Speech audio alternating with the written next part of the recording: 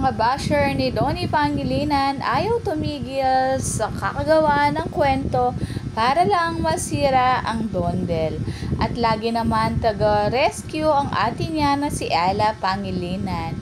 At sumugot muli sa mga basher, sabi ay, "Please leave my in-laws who are private people out of your nonsense chismis." Kahit naman relatives nila ang kasama ni Donnie, laging ginagawa ng kwento. Dahil bilang ate ni Donnie, talagang magsasalita siya kapag hindi tama at hindi totoo ang mga binabato sa kanyang kapatid.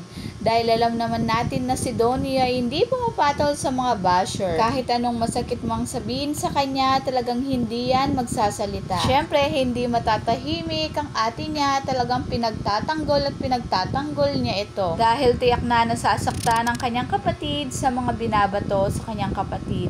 Dahil deserve naman ni Donnie na magbakasyon. Pero lagi siyang ginagawa ng kwento na laging may kasamang babae na kahit hindi naman totoo.